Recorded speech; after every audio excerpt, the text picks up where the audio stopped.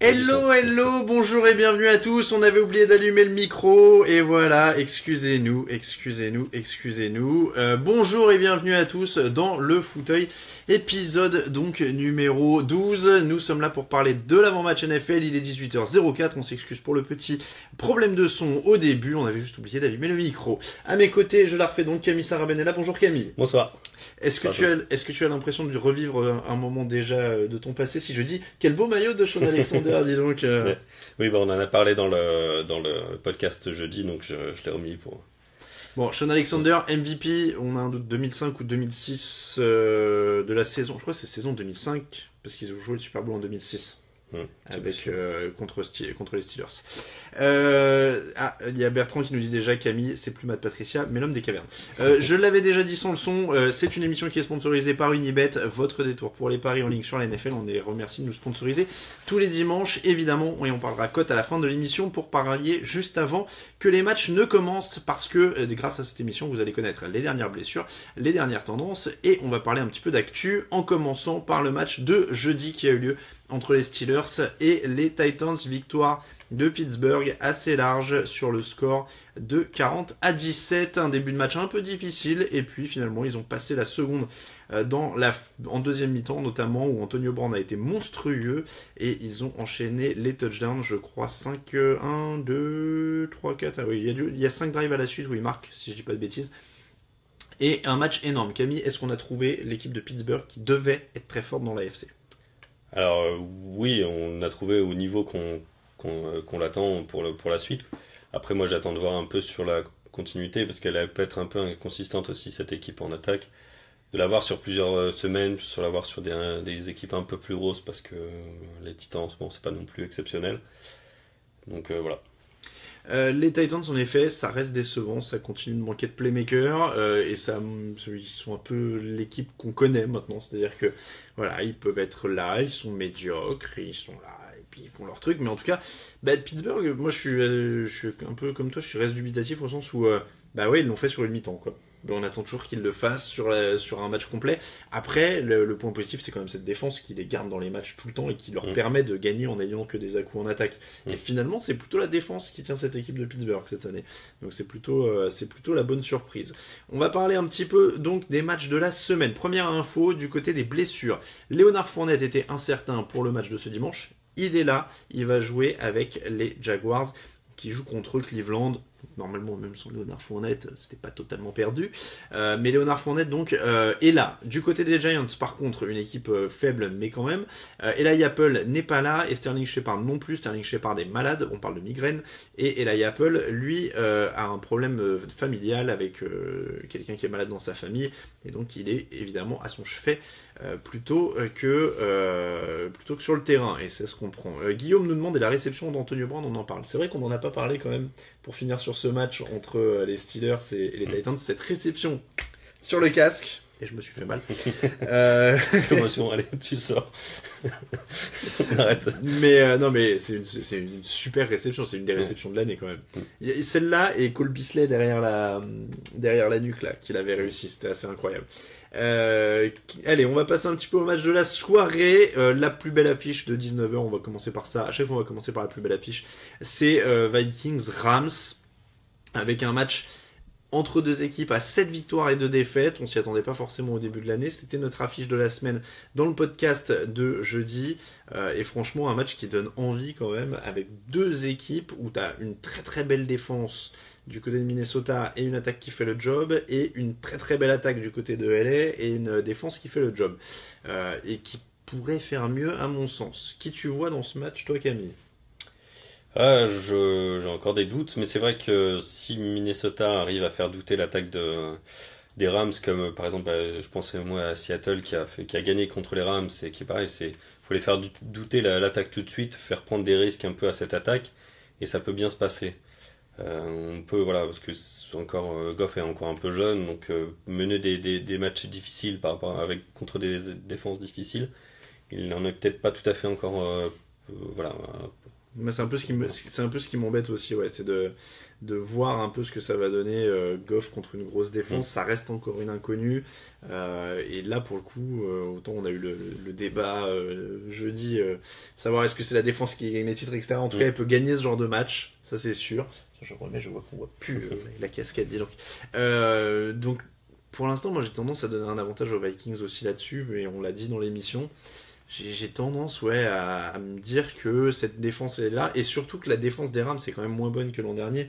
Donc ils auraient pu écraser Case Keenum, et ils auraient pu, mais ils sont tellement bien coachés du côté de Minnesota, ils arrivent toujours à trouver des solutions, ils arrivent toujours à faire quelque chose, que je pense ils peuvent marquer plus de points en l'occurrence que cette équipe de Los Angeles. Et puis c'est à domicile pour Minnesota, donc les Rams à l'extérieur avec un peu de pression aussi par rapport avec le public.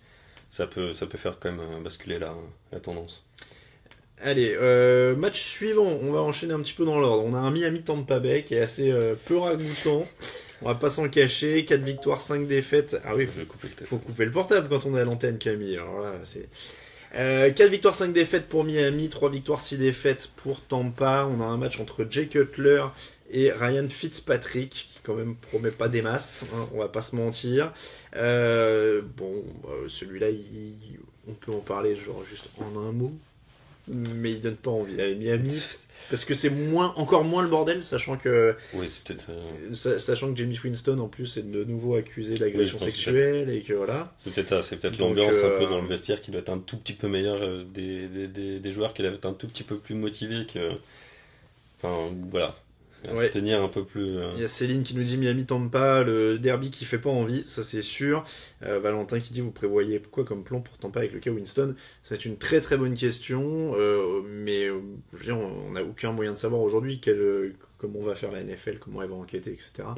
Ce qu'on espère, c'est qu'elle trouve la vérité là-dedans, mais ça semble très compliqué. Après, pour Winston, il y a quand même, on en a rigolé à un moment, mais il y a quand même tout un faisceau de comportement depuis le début de sa carrière.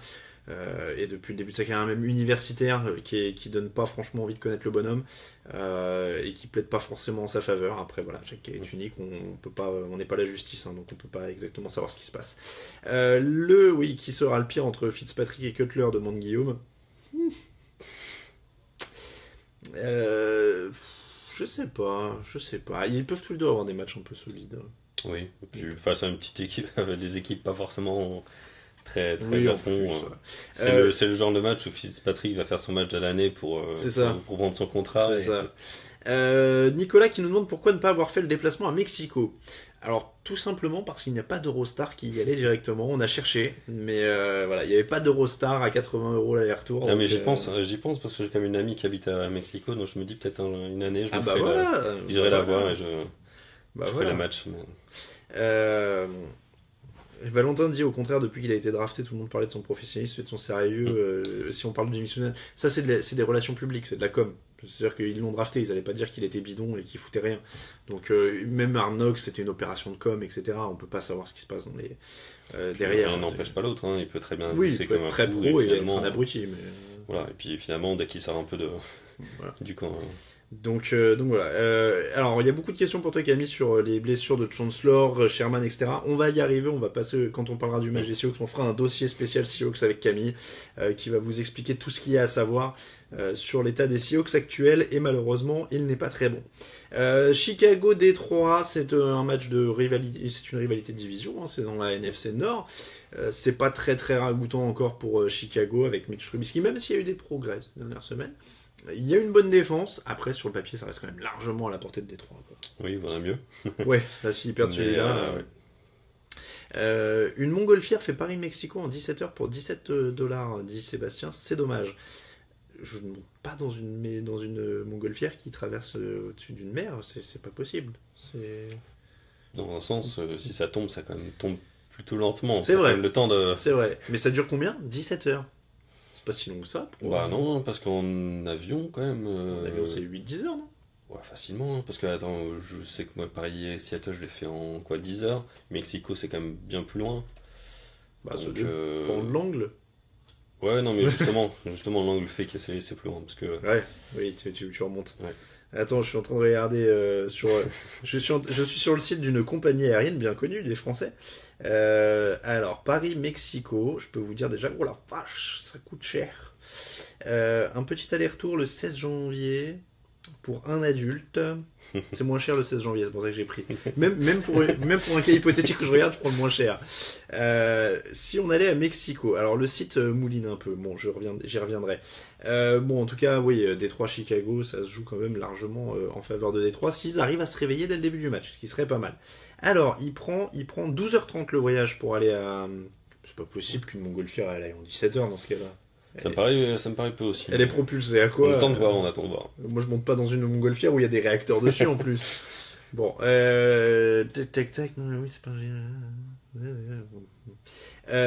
Allez, le match suivant c'est Cleveland-Jacksonville. On en a parlé, Leonard Fournette était là. Du coup, ça laisse quand même pas beaucoup d'espoir sur le papier à Cleveland, même si ils ont des bons morceaux de match, même s'il y a des progrès. Après, c'est vrai que Jacksonville, on les a vus contre les Chargers, c'était la semaine dernière, hein. Ou il y a 2 semaines, non, la semaine dernière, où c'était pas très très beau non plus, donc on sait jamais quelle semaine on va tomber, mais bon, quand même. Non, celui-là il est compliqué. Et on vous. Si, parce qu'il y a quand même une équipe des Jaguars qui est intéressante, par habitude, on vous conseille pas forcément de le regarder. Mais si, vous pouvez quand même. Les Jaguars, ils sont intéressants cette année. Il y a DeShone Kizer, alors qu'on voit sur. On voit à l'écran, en fait, parce qu'on a NFL Network derrière. On vous fait un petit report de temps en temps cette année et on voit une de nos confrères en train de courir sur la pelouse parce qu'elle a perdu je ne sais pas quoi. Avec le vent, je crois. Ouais, il y a un truc qui s'est envolé ou. Son chapeau. Ah, c'est note. C'est note, d'accord. Bon, c'est plutôt marrant. Jacksonville en playoff, ça va faire quoi, nous demande Tommaso? Ça, c'est une bonne question d'ailleurs. Non, mais c'est vrai, parce que est-ce que ça va être l'équipe qui va justement. Enfin, est-ce que c'est le moment, en clair, où ils vont voir les limitations de Blake Bortles et perdre à cause de ça, façon Texans ces dernières années, façon. Voilà. Ah oui, ou même peut-être les Bengals, ça peut ressembler un peu aux Bengals, même si le jeu aérien était quand même. En saison régulière, quand même plus régulier, mais était plus régulier avec Dalton. Et si jamais le Blake Bortles faisait un run comme Joe Flacco, Joe Flacco. Non. Hein, Non, parce que Joe Flacco, on pouvait éventuellement pas s'y attendre, mais bon voilà, il faisait un match solide, 2 matchs solides. Voilà. Blake Bortles qui lance 16, parce que je crois que c'est 16 interceptions, 0 touchdown sur les playoffs qu'il fait Joe Flacco à cette époque-là. Non. Je vois pas être Joe Flacco, Blake Bortles être le nouveau Joe Flacco. Il ne fait pas gagner des matchs, il est pas très clutch. C'est vrai que c'est dur à voir. Ça va craquer un moment. Après voilà, s'il y a une stratégie en attaque assez conservatrice, avec l'attaque, avec la défense qui est vraiment au niveau d'une défense qui fait gagner un championnat, peut-être pourquoi pas. Il faudra vraiment qu'elle soit exceptionnelle, cette défense. Exceptionnelle, sinon c'est compliqué. Green Bay Baltimore, en parlant de Joe Flacco, Green Bay 5 victoires 4 défaites, Baltimore 4-5, c'est un match un peu. On sait pas trop comment le prendre celui-là parce que Brenton Lee a fait un bon match la semaine dernière, mais on sait pas encore si ça va être très régulier.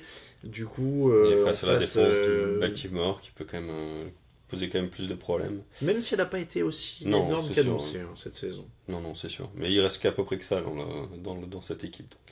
Alors, il y a des gens, on va faire un débat spécial sur Blake Bortles aujourd'hui, mais il y a Ralph qui dit Blake Bortles, nouveau Eli Manning, si les Jaguars vont au bout, vous manquez de respect à Eli Manning quand même. C'est quand même, oui. Terriblement, vous manquez de respect à Eli Manning, ça se fait pas. Allez, hop, on enchaîne. Cette barbe à la Matt Patricia encore, ça n'arrête pas. Ta barbe plaît beaucoup, Camille. Donc le Green Bay Baltimore, oui, tu disais. Après, c'est mieux coaché quand même avec Jim Harbaugh. Il y a une plus grosse défense du côté de Baltimore. John, ouais. C'est parce que j'ai lu des trucs tout à l'heure sur Jim qui pourrait revenir en NFL. Donc, dans les faits, moi, je garde Baltimore pour ça, quoi. Dans l'ensemble. Houston, Arizona. Celui-là, il fait bien mal. 3-6 du côté de Houston, 4-5 du côté d'Arizona. Celui-là, je crois qu'il est encore plus violent que le Tampa Miami pour moi. Il n'y a plus rien des deux côtés. Ça va être Tom Savage contre Blaine Gabbert. Parce que donc, Blaine Gabbert est titulaire pour les Cardinals. Donc là, je sais pas quoi dire à part le regardez pas. Ouais, je vous donne un petit avantage à la défense de Houston. Peut-être un peu qui peuvent survivre un peu sur cette cet espoir-là, mais c'est vrai qu'Arizona, Blaine Gabbert. Ouais, celui-là est très compliqué. Donc Minnesota LA, on en a parlé. Saints Redskins, c'est un autre match de 19h. Il y a beaucoup de matchs à 19h là, relativement. 1, 2, 3, 4, 5, 6, 7, 8 matchs à 19h. Saints Redskins, il est pas mal. Le problème, c'est toutes les blessures chez les Redskins, quoi. C'est-à-dire qu'il manque Rob Kelley, le coureur, il manque Terrell Pryor, il manque Jordan Reed, les linemen.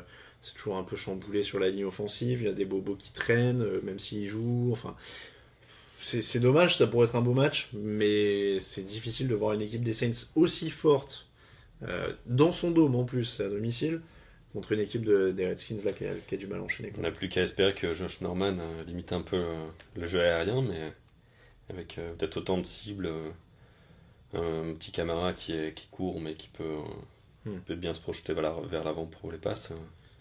Ouais, il y a un jeu là du côté de New Orleans en ce moment qui est quand même assez impressionnant. Les mecs déroulent, il y a un jeu au sol qui est terrible. Je sais pas à combien sont d'ailleurs les Redskins contre la course, mais c'est un truc à surveiller parce que quand tu vois le pouvoir de destruction du jeu au sol de New Orleans actuellement, c'est incroyable, quoi. Ils marchent ils sont quasiment à 300 yards hein, sur leur dernier match au sol contre Buffalo, qui était quand même une équipe qui se tenait relativement contre le sol. Et là, ils affrontent donc des Redskins qui sont, je commence par le bas du classement, je suis méchant, mais ouais, ils sont milieu de classement, ils sont 13e contre la course. Donc ça se tient, mais ça va être, ça va être compliqué. Donc oui, tout le monde est d'accord, on parie plutôt Saints du côté du chat. Le match suivant est toujours à 19h, Giants-Chiefs. Ça fait longtemps qu'on n'a pas vu les Giants et les Chiefs à 19h. Bon, 1-8 pour New York, sans Sterling Shepard, sans Eli Apple. J'ai cru voir passer que Janoris Jenkins n'était pas là, quelqu'un nous disait sur le chat. Aïe. Tyreek Hill, Alex Smith, Kareem Hunt, Travis Kelce, tout ça sans deux cornerbacks. C'est une débâcle terrible. Oui. C'est une débâcle terrible. Là, ça va être un peu. Ça, on pourrait avoir beaucoup de turnover quand même contre New York, donc c'est vrai que ça va être très difficile de rester derrière, de rester proche au score. Ouais, ça va être vraiment compliqué et après on va voir. Pour l'instant, les propriétaires des Giants disent qu'il n'y a pas péril dans la demeure pour Ben McAdoo, qu'ils ont toujours confiance en lui, etc. Après, ce qui est hyper inquiétant chez Ben McAdoo, c'est quand même que il n'y a pas de problème, quoi. On l'avait déjà dit dans une on avait déjà parlé d'une de ses conférences de presse il y a pas longtemps où il disait c'est pas moi qui mets des amendes aux joueurs, c'est eux qui se les infligent eux-mêmes en n'étant pas disciplinés. Enfin, il a l'air de absolument pas voir ou de pas vouloir s'avouer qu'il y a un problème, et c'est quand même en général comme ça qu'on va tout droit à la catastrophe. Si tu t'avoues pas qu'il y a un problème, tu peux jamais le résoudre. Oui, totalement. Après, c'est peut-être là on sait que la saison est foutue, donc c'est vrai que peut-être que les dirigeants se disent aussi que bon, on verra ça de toute façon en janvier, et d'ici là, on dépense pas plus, on dépense pas avec un nouveau coach, mais bon. Oui, bah c'est un peu ça. Après, il y a quelqu'un qui nous demande sur qui de Pagano ou McAdoo va sauter en premier, demande Alexandre. Visiblement, officiellement, ils disent qu'ils vont maintenir leur confiance à Ben McAdoo jusqu'à la fin de l'année. Donc, bon. C'est vrai, j'ai plus tendance à penser que Ben McAdoo va faire la fin de l'année, mais qui risque vraiment pas de rester pour l'année prochaine. Chuck Pagano, j'ai moins de. Soit il part pratiquement d'ici la fin de saison, ou il y a encore une chance qu'il reste la saison prochaine, quoi. Et ça, je trouve ça hallucinant, mais vu qu'on n'entend rien, soit ça se prépare, ou soit il se passera rien, quoi. Ouais, on entend moins de choses finalement sur. Oui, mais le problème c'est qu'on l'annonce tous les ans, partant depuis 2 ans, Pagano, donc il y a un truc qui se passe, on sait pas quoi, mais qui fait qu'il reste. Il y a Bertrand qui suggère Jim Harbaugh aux Giants. Jim Harbaugh, il y a des rumeurs. Avec un nouveau quarterback peut-être à former, ça peut être. Ouais, il y avait des petites rumeurs Bears, de ce que j'ai cru comprendre il y a pas longtemps. Giants, j'ai pas entendu, j'ai entendu Bears et un peu de Colts, mais Colts, la cohabitation avec Jim Irsay, ouais. ce serait très compliqué. Je suis pas sûr qu'il va revenir en NFL après les Niners. Ouais, ce serait très. À mon avis, il va chercher une équipe où il a les pleins pouvoirs. Il va chercher un truc. Donc les Giants, je sais pas s'il aurait la main mise sur tout. C'est plus Ouais, Raphaël qui peut-être, pourrait nous dire ça au niveau de l'esprit de la franchise sur ce genre de choses-là. Mais C'est peut-être pas la franchise pourrait laisser comme ça les pleins pouvoirs, mais peut-être pas un mec qui revient tout de suite, quoi. Enfin, ils ont quasiment fait ça avec le coach précédent. pour les Giants, Ouais, ils ont un peu fait ça avec. Tom Coughlin, Ouais, oui, c'est vrai qu'il avait quand même, voilà. du pouvoir. Mais peut-être pas avec J.R. Marbeau tout de suite, quoi. Ouais, c'est compliqué. Bon, en tout cas, bon, après, il y a pas mal d'équipes quoi, suffisamment en dèche pour lui proposer les pleins pouvoirs s'il les demande quelque part. Le coach de Last Chance You aux Giants, dira Ralph Rosalie. Le match suivant oppose les Chargers aux Bills, et là, on est passé sur le créneau de 22h. Celui-là, il est intéressant puisque donc il y a les débuts de Nathan Peterman, qui est un quarterback que Greg nous a quand même beaucoup vendu ces derniers temps. Ça va être intéressant. En tout cas, rien que pour ça, ce match va être intéressant. Info blessure d'ailleurs. Philip Rivers sera là en face. Il avait une commotion, il est remis. Moins d'une semaine donc pour se remettre d'une commotion. Tout va bien. On ne sait pas si c'est une bonne idée forcément, mais il est là. 185 ou 186e match de suite qui va débuter. Il a la plus longue série derrière Eli Manning au niveau des titularisations. Donc il est là, Philip Rivers. Ils ont une chance clairement parce que les Chargers ont tout le temps une chance. D'ailleurs, Nathan Peterman pour ses débuts, il doit scoltiner Joey Bosa et Melvin Ingram. Et Cordy Glenn, je crois, n'est pas là. Donc il n'a pas de left tackle titulaire en fait, pour le protéger. Donc pas un premier match facile pour Peterman. Mais c'est vrai que Raoul, l'ancien fan des Chargers, vendait un peu la turnover machine des Chargers. C'est vrai que ça peut aussi jouer pas mal dans le match parce que avec Rivers peut-être pas tout à fait à l'aise, une défense des Bills qui est quand même plutôt intéressante et des turnovers qui vont faire basculer le match. Il y a de quoi avoir un match. Il y a de quoi. Oui, c'est le costume de Rich Eisen, le présentateur d'NFL Network, qui nous interrompt parce qu'il a une cravate en or avec une chemise. Enfin, on dirait qu'il a un costume par-dessus son costume. Enfin, c'est très bizarre. Ah oui. Un peu à moitié Joker, à moitié mystère. Ouais, et il y a un mec qui est déguisé en Poséidon à l'écran. Oh non, c'est peut-être. Je sais pas. Ou c'est peut-être. Leur séquence. Aquaman. Ah, d'accord, parce que leur séquence, c'est qui doit jouer comme un super-héros pour aller en play-off. Donc je ne connais pas celui-là, et il a l'air d'être sur un fond vert et avoir un pantalon de la mauvaise couleur parce que on voit à travers. Ouais, on voit à travers lui. Donc on va répondre un peu à vos questions, tiens, avant d'enchaîner avec les autres matchs de 22h, juste pour finir sur ce Bills. Donc posez vos questions, on va faire une petite séquence là où on va répondre pendant un petit quart d'heure à vos questions. Excusez-moi. Donc, Chargers Bills pronostic. Je sais pas. C'est vrai que ça dépend vraiment de Bosa, de la ligne des Chargers. Je pense que. Bon, et si vraiment le quarterback est prêt, de Peterman est prêt, mais après, on peut avoir une belle surprise. Ça serait vraiment sympa à voir. Alors, on va passer à vos questions. Je vais dire les Bills, mais. Moi, je vais dire les Chargers quand même.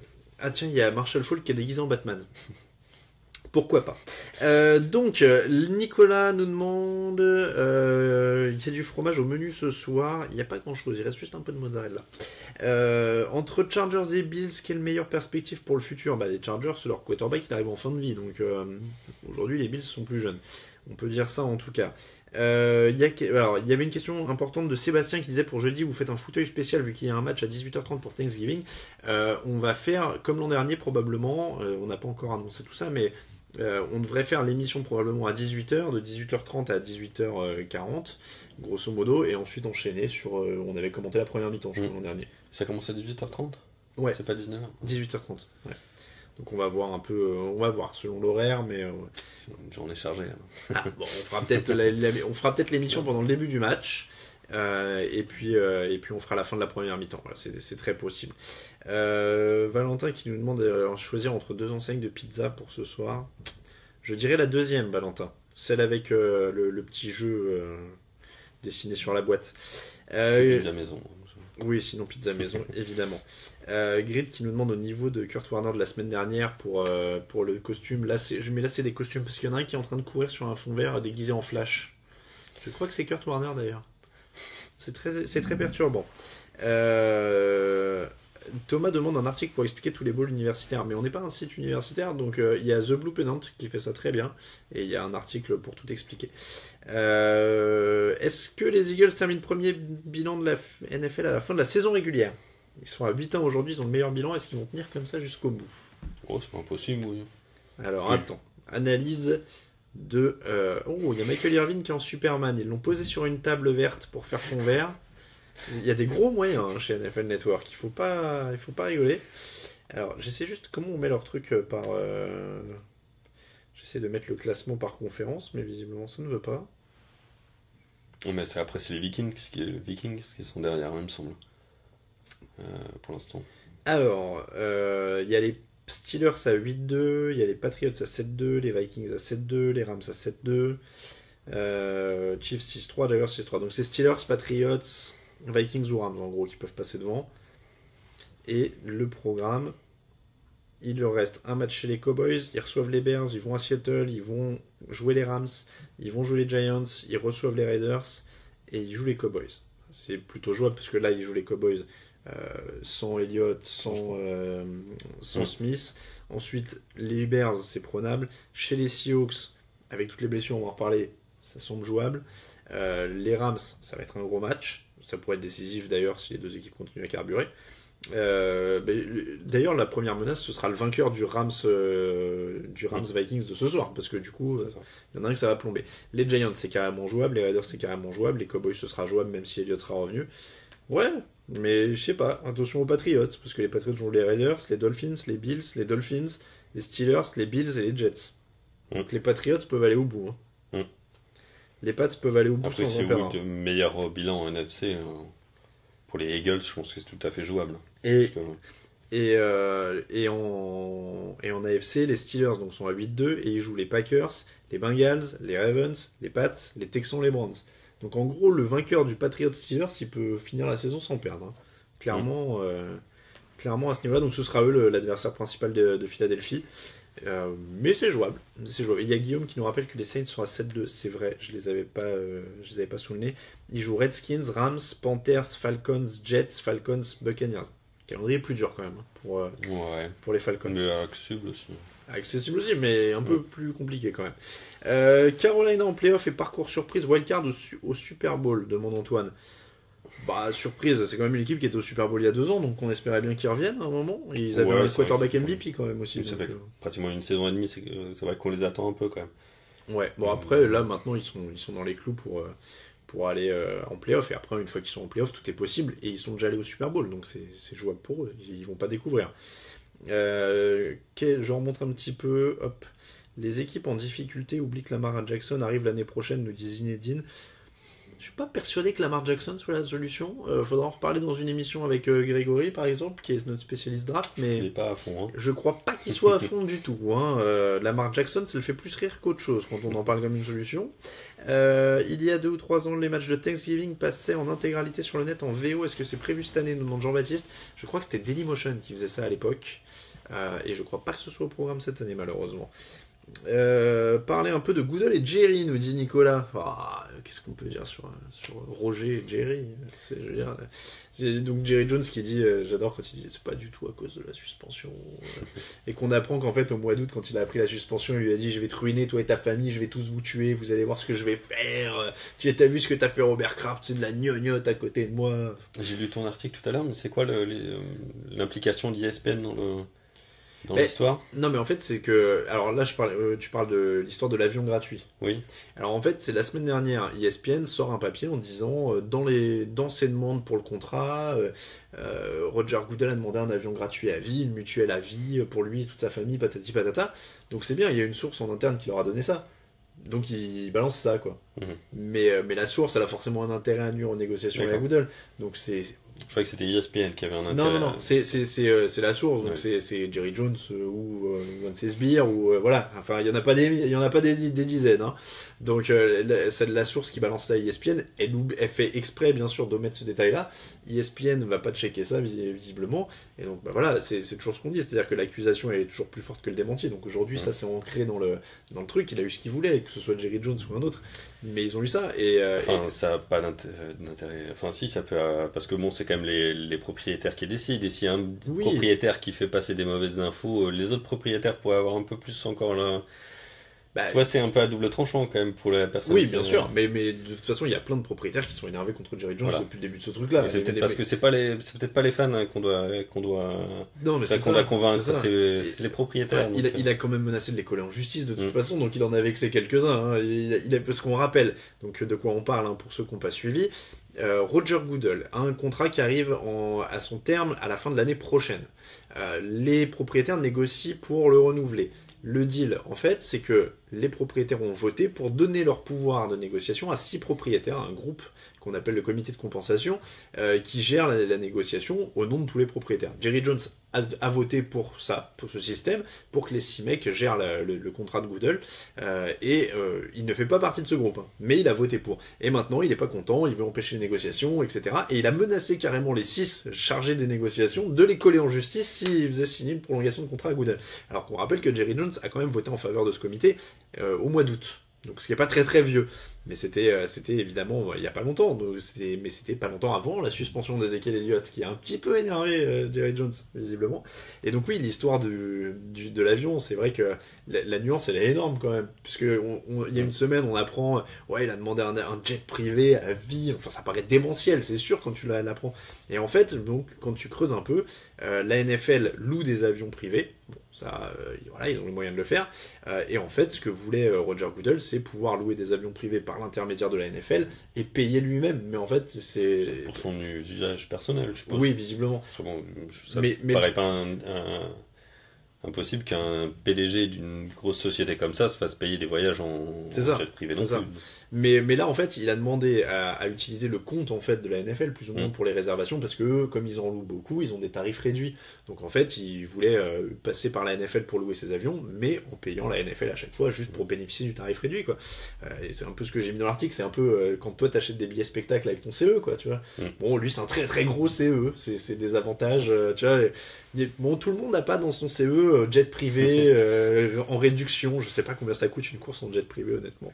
Mais voilà, donc c'est l'histoire et c'est plutôt marrant. Vos questions. Alors, je continue à remonter un peu vos deux réels favoris pour le Super Bowl, Nicolas. Patriots d'un côté, Patriots Saints. Allez, hop. Ouais. Dur. Après c'est à savoir quelle équipe en NFC peut-être la plus solide en attaque et en défense, quoi. C'est vrai qu'on se dit les Eagles, il y a un bon équilibre, les Saints, il y a une très grosse attaque, mais on attend peut-être plus de garanties sur la défense. Les Vikings, c'est un peu l'inverse, on a une défense qui est forte, mais on attend plus de garanties sur l'attaque. Et un peu les trois profils. Moi j'ai dit les Saints aussi pour répondre en même temps à la question de Constant qui disait les Saints sont toujours sous-cotés. Voilà, la preuve que non. Oui, parce que ça fait quelques années que c'est vrai que vous étiez un peu plus. Vous avez quand même des défauts assez flagrants et ça réussissait pas à aller en playoff. Donc c'est vrai que cette année, les voir lui disputer, on se dit quand ça va craquer. Et finalement, ça va peut-être pas craquer hein, parce que y a pas de raison. Bon, alors je suis désolé, j'ai pas retenu le nom parce qu'il est descendu très vite ce commentaire, mais il y a quelqu'un qui demandait le ratio victoire-défaite des Browns depuis qu'ils sont revenus à Cleveland. Alors c'était en 99, je regardais en même temps tout à l'heure. Déjà, sachez que depuis 99, ils sont allés une fois en playoff. C'était en 2002, avec une saison à 9 victoires et 7 défaites. Sinon, depuis 99, ils ont seulement 2 saisons à plus de 8 victoires. Donc celle où ils vont en playoff en 2002 et une saison à 10 victoires en 2007, mais ils ne sont pas qualifiés pour les playoffs. Et donc depuis 99, je vous donne le nombre de victoires par année, c'est délirant. 2, 3, 7, 9, 5, 4, 6, 4, 10, 4, 5, 5, 4, 5, 4, 7, 3, 1 et 0 cette année avec 9 matchs joués. C'est délirant de devoir qu'une franchise puisse être collée au bas du classement comme ça aussi longtemps. Voilà. Le rookie de l'année, demande Thomas, Karim Hunt, point d'interrogation, où il y en a quand même quelques-uns. Du coup, Hunt, il avait un peu baissé. Ouais, c'était vraiment sur le début de saison. Là, il y a Alvin Kamara là, qui est en train de revenir dans la course, c'est le cas de le dire, à une vitesse folle. Il y a Brady a autant de victoires que les Browns, demande Alexandre. Bah, il en a même sûrement plus. Oui, en plus, il est quand même là depuis 2001. Ah bah oui, non, il en a donc les Browns depuis 99, donc forcément il doit en avoir plus. Ah oui, non, il en a clairement plus. De même toute avec façon, une saison en moins. puisqu'ils enchaînent les saisons à 10 victoires depuis des années. Finaliste dans chaque conf, demande Tommaso. Alors on précise le prono. Donc J'ai dit Patriots Saints, donc je veux dire Patriots Steelers, Saints Eagles. Ouais, je dirais pratiquement la même chose, quoi. Là, pour l'instant, on voit pas trop d'outsiders, d'un peu d'équipes qui vont faire le run, qui vont se réveiller. Alors, meilleur receveur de la NFL selon vous, point d'interrogation, dit Guillaume. Antonio Brown. Ouais. C'est clair en ce moment. Hein. Mm. Question de Céline. En NBA, la conférence Ouest est meilleure que la conférence Est. Et se pose la question de la qualif pour les playoffs. N'a-t-on pas la même chose en NFC, avec NFC meilleur que AFC en NFL? C'est une question qui revient tout le temps, mais il y a des cycles.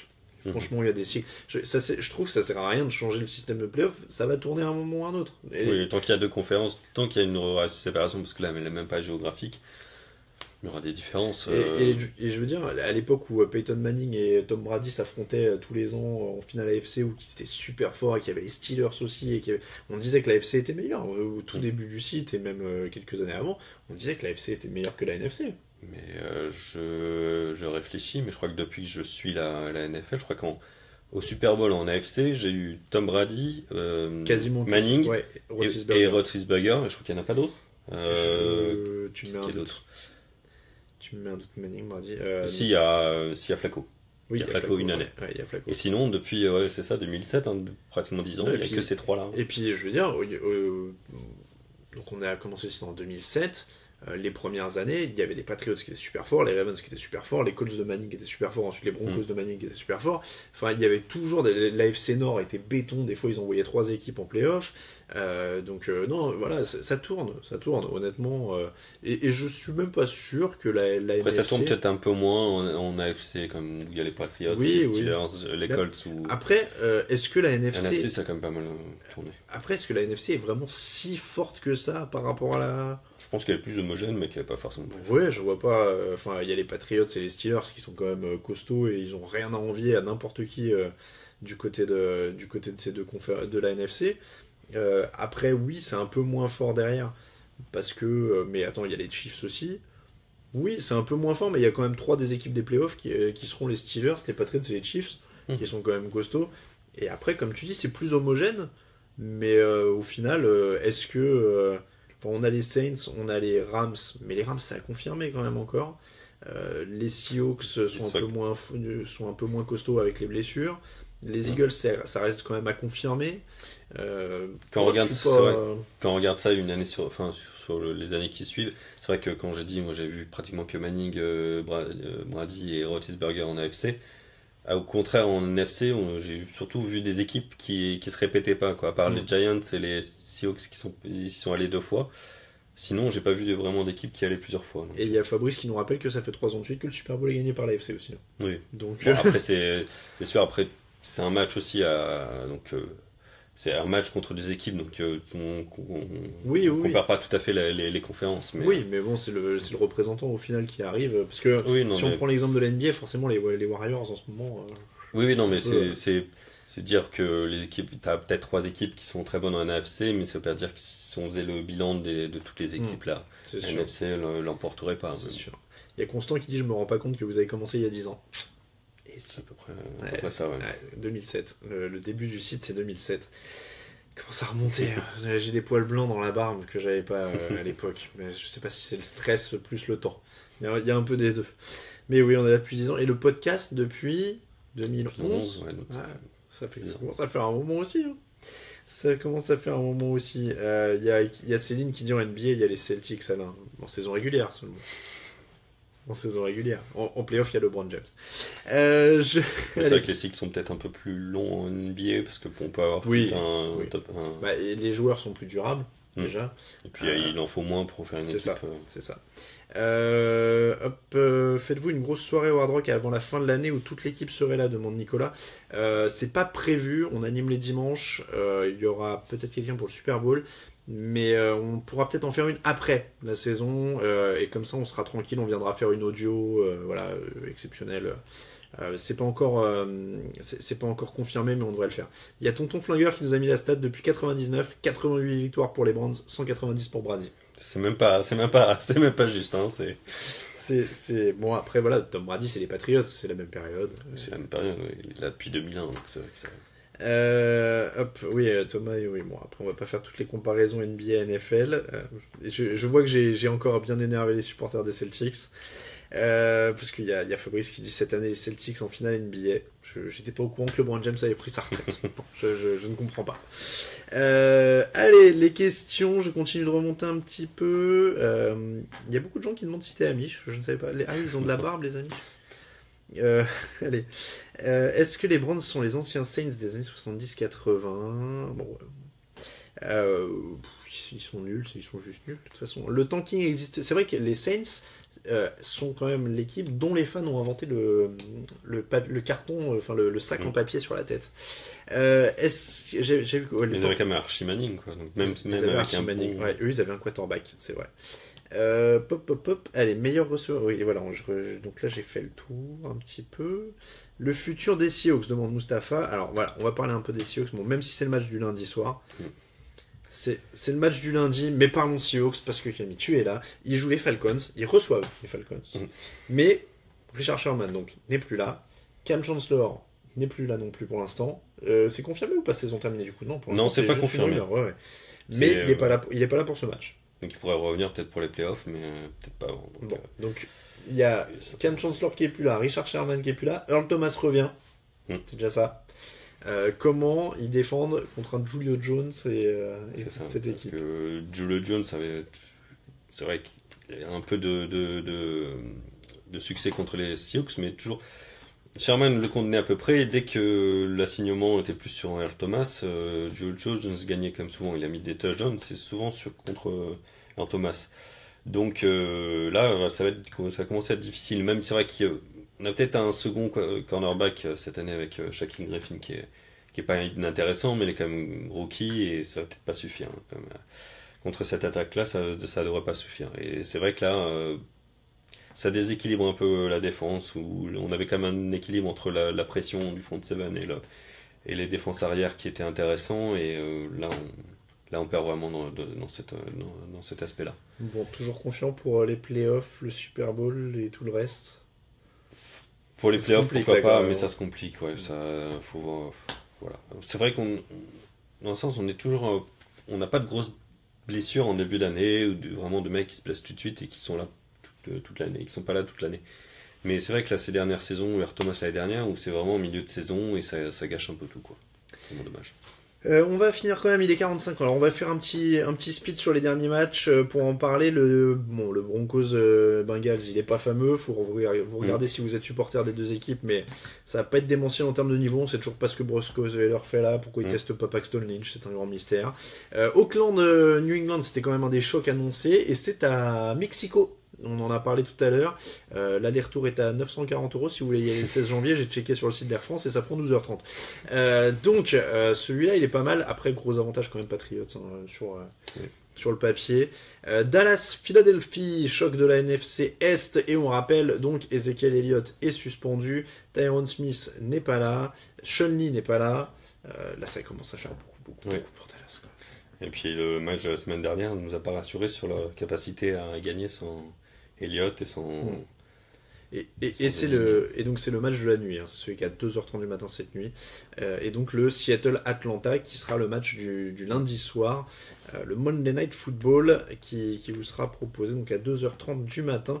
Beau match, hein, quand même, ça a une odeur de playoff, hein, tout ça, hein. Je pense que ça jouera quand même de peu. C'est vrai qu'après c'est quand même à domicile en prime time à Seattle, donc c'est quand même très dur d'y aller gagner. Ça peut aider. Let's go Raiders, dit Romain Terrasse, évidemment, pour le match de Mexico. Les Rams vont remporter la division, dit Floret. Il y a quelqu'un qui nous a dit tout à l'heure, alors ça me faisait plaisir, attends. Voilà, vous êtes des jeunes, je vais suivre mon 30e Super Bowl cette année, dit Chris. Donc là, respect, c'est sûr que... Du coup, premier Super Bowl, ça c'était quand? C'était le... Ah bah oui, le Super Bowl XL. Après, j'étais pas fan à l'époque, hein. Ouais. J'ai pas suivi vraiment comme fan, mais... Le Super Bowl XL. Il m'a pris encore quelques années pour vraiment me mettre à fond sur la NFL, mais... C'était... Donc celui-là, il s'est joué en 2006 ou 2007, j'ai un trou. Il se joue en 2007. Je crois que c'est la saison 2006-2007. Ouais, je crois que c'est ça. Et moi, je me rappelle d'avoir suivi celui-là, en l'occurrence... en direct. C'était France 2 qui diffusait Oui, à c'est ça. l'époque. C'est pour ça que je m'y suis mis, parce que c'est vrai que j'avais pas Canal, donc les années précédentes, je crois que c'était encore Canal, peut-être des fois en clair, mais c'est vrai que j'avais pas vu l'info. Et... C'était une autre vie, mais à l'époque, on avait suivi carrément à France 2 en fait. On avait vu Francis Lalanne quand même. Donc, mais ils ont une sorte de salle de projection, tu sais, un Oui, peu je l'ai ciné vu, et je suis tout. allé. C'est pas mal. On avait suivi ça là-bas, c'était pas mal. 21-10 et c'était bien le 5 février. Ah non, c'était 5 février 2006. Donc c'est saison Oui, oui, en 2005-2006. plus, oui. Et donc en 2007, c'est le Colts Bears. Ah oui, celui-là, par contre, je me rappelle l'avoir regardé chez moi et avoir bien pioncé pour le coup. Pareil, c'est vrai que il quand était- tu débutes la NFL, que il que était- tu fais il était un match violent, comme ça à 1h du celui-là. mat, et que Oh, tu aïe, connais aïe, pas aïe, toutes aïe. les règles, Aïe, aïe, aïe, celui-là était dur.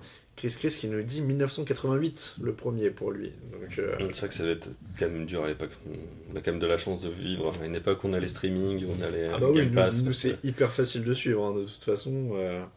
Il y a Pedro qui nous redisait ouais, février 2006. Quel match à suivre pour 19h? Alors on va refaire le point juste avant de donner les cotes. 19h, on vous conseille Vikings-Rams. 22h, on vous conseille Raiders-Patriots. Et dans la nuit, c'est Cowboys-Eagles. Et le match du lundi soir, très très bien cette semaine, entre les Seahawks et les Falcons. Donc vous avez des très bons matchs à chaque tranche horaire. Bien sûr qu'il y a des matchs qui sont pourris, mais c'est normal, c'est la fin de saison, il y a des équipes qui n'ont plus grand chose à jouer, donc qui vont jouer ensemble. Mais il y a des vraiment très très bons matchs. Le Vikings-Rams là à 19h, c'est un régal. C'est deux équipes qu'on n'attendait pas. Enfin, c'est vraiment du bon parce que non seulement c'est un match hyper attendu, hyper qualitatif, mais en plus c'est deux équipes qu'on n'attendait pas trop, donc il y a de la fraîcheur là-dedans. Et ça, c'est vraiment bien quand même. Allez, allons-y. Allons-y. C'est l'heure des cotes avec Unibet. Et on va vous donner nos cotes pour ce soir. On va essayer de vous faire un petit combiné. Camille, tu m'as alerté sur une cote. Ouais, Ah ouais, elle est carrément montée. Tu la prends ou je la prends alors celle-là? Ah oui, elle a encore monté ouais, depuis tout à l'heure. Oh bah celle-là elle se joue Quel mais tout le temps. C'est sûr que là c'est. On n'avait pas fait un 3 sur 3 la dernière fois que t'es venu sur le fauteuil? Si. Eh ouais.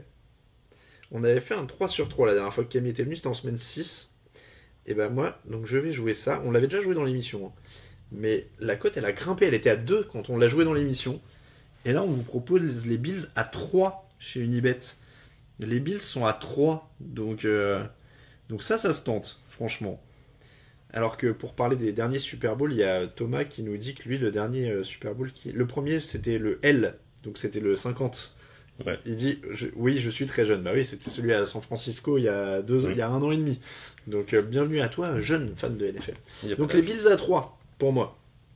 Et moi je veux dire les Falcons, mais avec la cote est descendue depuis le podcast. Je crois qu'il était à 2, 2,10, un truc comme ça.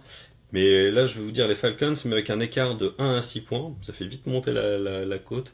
Les Seahawks ne perdent jamais de beaucoup. Donc si vraiment vous voulez parier contre les Falcons, la cote est descendue peut-être à cause de Cam Chancellor, etc. Parier sur un écart de 1 à 6 points parce que les Seahawks ne perdent jamais de beaucoup. Jamais d'un touchdown ou pratiquement jamais d'un touchdown ou plus. C'est 4,25. Je le trouve pas. Ah, c'est résultat du. Non, c'est marge du vainqueur. Ah, pardon. Voilà, tout en bas de la liste sur Unibet si vous voulez, la marge.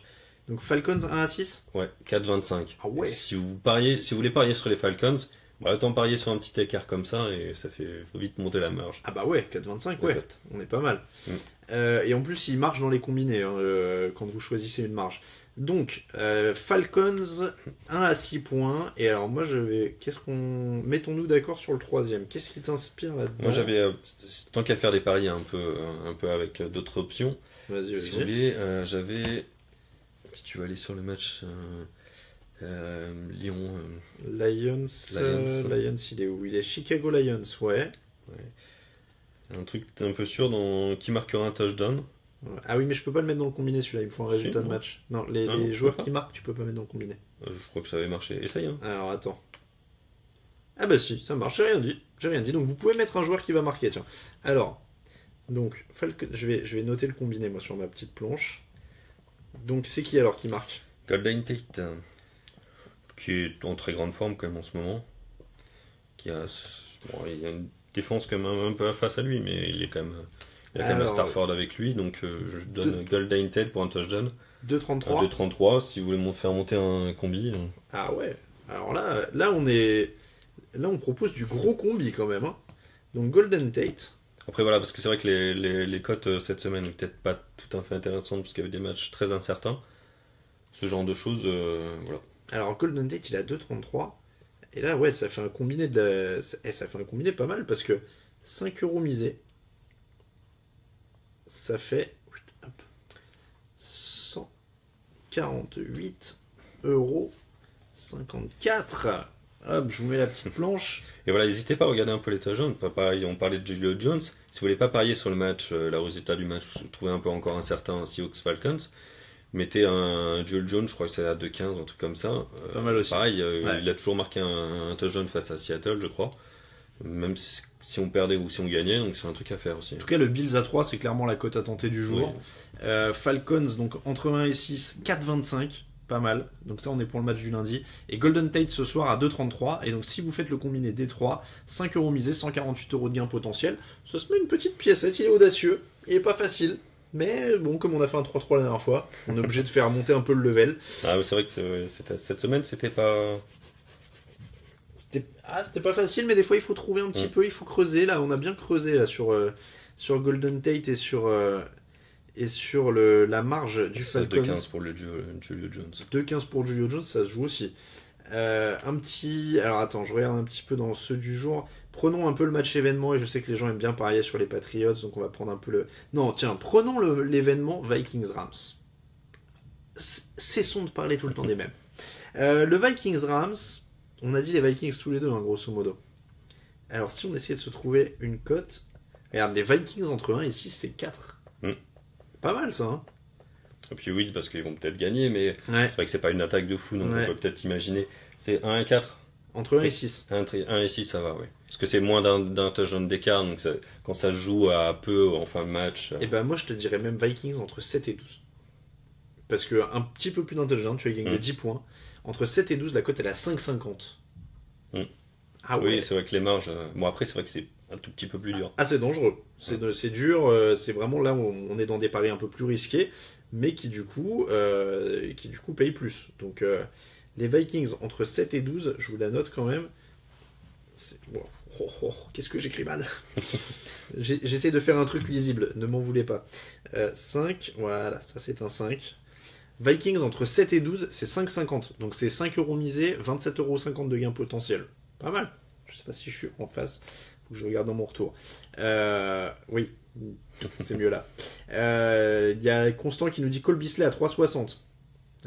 Ça peut être dur face à Philadelphie, mais pourquoi pas.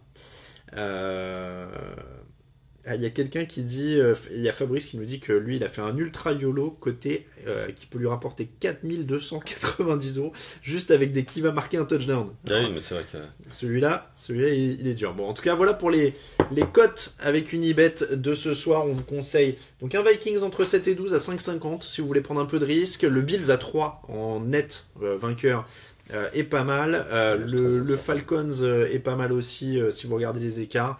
Il y a pas mal de bonnes choses si on creuse un peu là dans qui va marquer. Il y a des trucs sympas. Il nous reste 4 minutes. On peut se faire une petite séquence souvenir parce que là, il y a des gens qui nous donnent pas mal de choses sur les Super Bowl. Il y a OJD qui nous dit je crois que c'était 49ers Chargers en 94, mais j'ai dû m'endormir. Céline nous dit je me rappelle plus l'année, mais victoire des Rams de Saint-Louis avec Kurt Warner. Céline, tu dois te rappeler de l'année. 99-2000. 99-2000. Ce Super Bowl incroyable avec Kevin Dyson qui est stoppé à 1 yard de la end zone par un plaquage à la dernière seconde des Rams. Et Kurt Warner qui a toujours le record, je crois, de yards. Ou peut-être que Tom Brady l'a battu. En tout cas, il avait 414 yards à la passe, je crois, sur ce Super Bowl, ce qui était un record pour un quarterback à l'époque. J'avoue, moi aussi, je me suis endormi sur mon premier Super Bowl Seahawks Steelers. J'avoue, quand on est tout seul dans son appart, qu'on débute la NFL. C'est quand même difficile. Moi, je crois que mes premiers, je les ai. Le tout premier, je me suis pas endormi, mais je l'avais trouvé vachement. Je crois que c'était le Buccaneers Raiders, qui était genre regardable. Qui est donc 2000. Et je l'avais vu le lendemain, en fait. J'avais un pote qui me l'avait enregistré. Donc voilà. N'hésitez pas à nous donner vos premiers souvenirs de Super Bowl. Tiens, 88, Denver-Washington, Doug Williams contre John Elway, nous dit Tonton Flingueur. Ah oui, non, pardon, il y a Fabrice qui nous dit pour sa cote tout à l'heure. Non, Alain, c'est la cote qui est de 4290. J'ai mis que 5 euros pour 22 500 euros de gain à peu près. Oui, là, Ça fait combien de paris? Celui-là, si tu, ouais, on veut bien connaître ce que t'as mis, et surtout, si tu gagnes, écoute, on a un Tipeee. Ouais, on a un Tipeee. On a un Tipeee, on est preneur. Un petit euro dans Tipeee. Allez, tac, tac, tac. Alors, des souvenirs de Super Bowl. Mettez vos souvenirs de Super Bowl, on va terminer là-dessus. Il reste 3 minutes. C'est vrai que c'est un peu. J'ai fait Steelers Seahawks où c'était un peu où je me suis un peu endormi. Le suivant Bears Colts où c'était. T'as vraiment aimé ce sport. Et j'ai quand même continué. Après j'ai vu un match à Charletti et après du coup c'était le Giants Patriots et là c'est le premier que j'ai. C'est le premier que j'ai vu en groupe un peu comme ça et c'est vrai que là c'était un beau match. Là tu rentres dedans. Alors, il y a Paul qui nous dit « Je vous suis depuis 3 ans quand même. » Ah, bah, c'était Paul qui nous disait peut-être le Super Bowl L. Giants 87 pour Henri-Emmanuel Tanguy. 2005, victoire des Pats. Belle année. Belle année? Pourquoi 2005, belle année? Non, 87, je pense. Ah, 87, Giants, ouais. 2008 pour Nassik Laurent. 2005 pour Duc d'Anjou. 2000 pour Philippe. Donc 2000, c'est le Rams. 88 donc Chris on l'a eu février donc ça voilà hop. Je reviens dans l'autre sens moi c'était 2007 avec le retour des Bears sur le coup d'envoi dit Tomaso ouais c'est ça il y a eu ça au moins après le premier Super Bowl avec le premier Super Bowl de Manning mais c'était pas un beau match hein. C'était le premier Super Bowl sous la pluie c'était à Miami et c'était pas très très beau. Ah c'était 2003 Bucks Raiders dit Bertrand. Alors le premier que j'ai vu dans ce cas-là mais j'inverse les années je suis pas très bon pour ça donc le premier que j'ai vu c'était le Patriots Rams de 2002 alors c'était quoi en 2001 il était immonde aussi. Il n'y avait pas les Rams, non, juste avant. C'était un truc avec une défense énorme. Ah, c'est non, mais c'est ça alors en 2001, c'est ça que j'ai vu. C'est le Giants. Oh, les Giants contre les Buccaneers, je crois d'ailleurs. Ah, ça doit être ça. Ça doit être ça.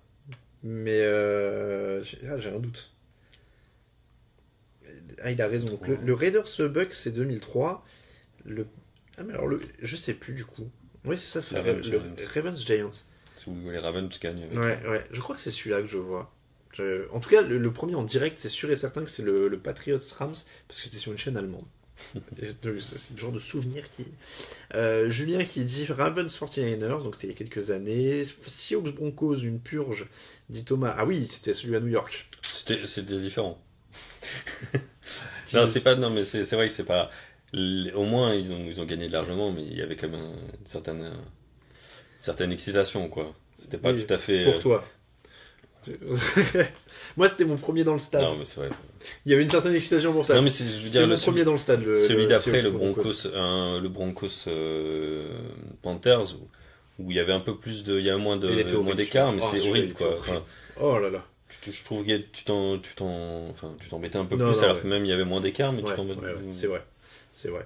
Bon, en tout cas, Giants Ravens, une horreur, que des punts, pas d'attaque. Ça rappelle Sébastien aussi. Celui de l'année dernière était dingue, dit Thomas. Ah oui, alors celui de l'année dernière, en effet. Bertrand, on les a bien tapés, les Patriots. C'est 2 fois en plus, c'est bon. Donc un supporter des Giants, je suppose. 2001 Pats Rams pour Tonton Flingueur. Dilfer, ancien quarterback des Bucks, rappelle Nicolas. Ouais, c'est l'année où il gagne. Voilà, donc Eagles Patriots 2004. Il y avait aussi pour Julien, beau Super Bowl. Voilà, en tout cas, pour vos Super Bowls. Et voilà pour. Le fauteuil, c'est terminé, les 19h01, les matchs vont commencer, les coups d'envoi sont donnés, on va vous laisser regarder ça, et on vous l'a dit, il y a un super Rams Vikings qui commence dès maintenant, merci beaucoup Camille. Je te remercie aussi. On se retrouve mardi pour le débrief de tous ces matchs, et puis on se retrouve jeudi pour le direct de Thanksgiving, on vous souhaite un très bon dimanche de match à tous. Camille, je peux te demander d'aller couper le direct s'il te plaît. Je te remercie, bon dimanche à tous, bon match à tous, ciao ciao.